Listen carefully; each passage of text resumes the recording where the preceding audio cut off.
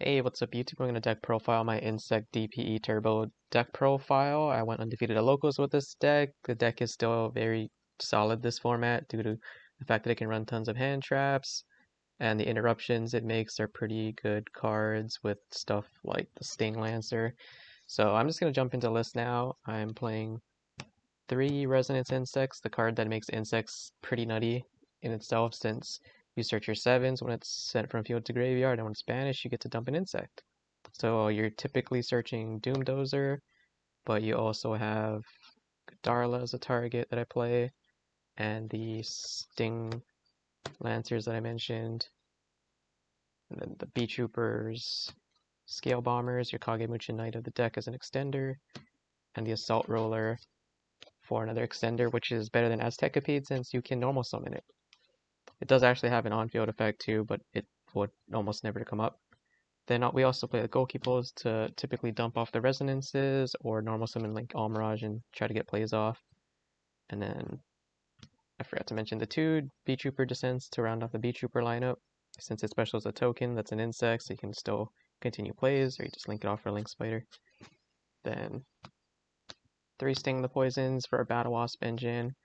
It is our level 2 tuner, which comes up sometimes. It's also a tribute another insect to negate a card by targeting it, specifically a monster. It's very good. Then you usually special it off of the Papillon on your opponent's turn and then get another search.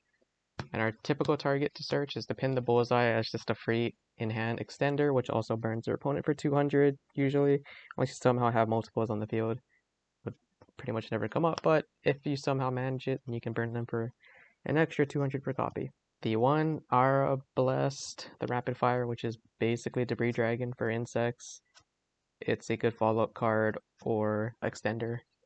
For some hand trap related / normal summon fodder is Retaliating C.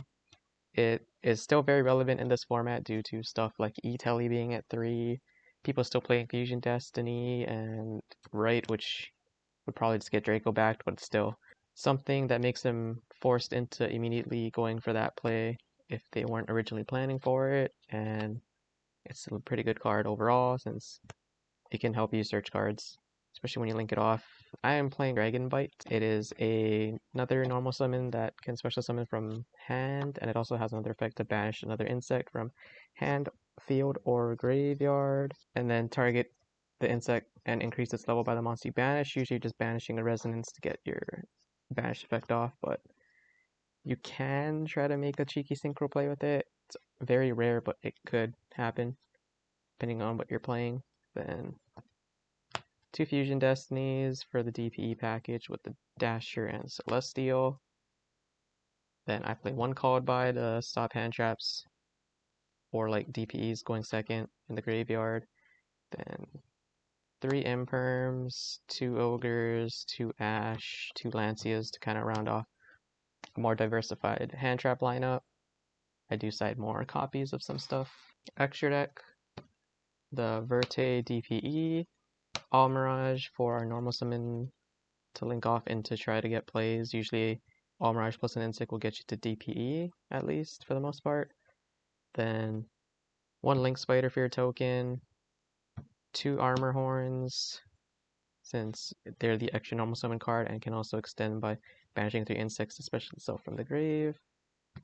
2 Papillons, usually use it to Link Climb or specially Sting on your opponent's turn, or it could summon the Bee Trooper that is like an Ogre for monsters. We play the Atlas as our last card. Usually don't make it, but sometimes you can do the Link 4 play to make this tribute itself special. The Sting Lancer, and then search your token special summon spell, the Descent, and that's generally what it's there for. It kind of is good in matchups like Striker, where it's just huge and untargetable, so they do have a bit of a rough time to out it. Playing Appaloosa to just generically negate stuff. If you expect a nib and they're not expecting it, and you have extenders, you can make the Apple first before you continue to do stuff. Or if you use it to try to help out breakboards before you make your access code. Then the access code to help win games. I do play 1 Barone. It comes up where you can either use your Sting plus the Doom Dozer or normal summon of a Hand Trap and the Sting Lancer.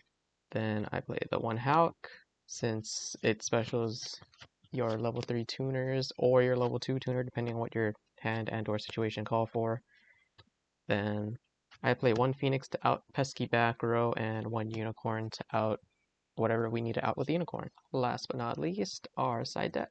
The 3rd Lancia with 2 Nibs, then 3 Gerolden Lockbirds for those matchups where Gerol kind of auto wins, or auto shits off their turn.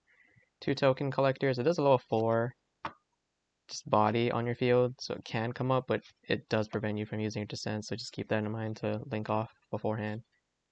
Then 1 Duster to hit the back row, triple evenly to break a board, and I'm trying out the 3 Magical Springs that I've had to use against all these decks that my locals have that are all basically playing Adventure Package and or just stuff like DDD where there's a good amount of spells and stuff already face up on the field. Haven't got to use it, but I did sight it in, just never drew it in the matchup. But in theory it's there for those things, or just like Scythe, you chain it to their DPE and they can't destroy their Scythe and you get to draw cards, most likely. So yeah, that is the entire deck profile. If you have any questions, comments, concerns, let me know in the comments down below, and I'll see you guys in the next video.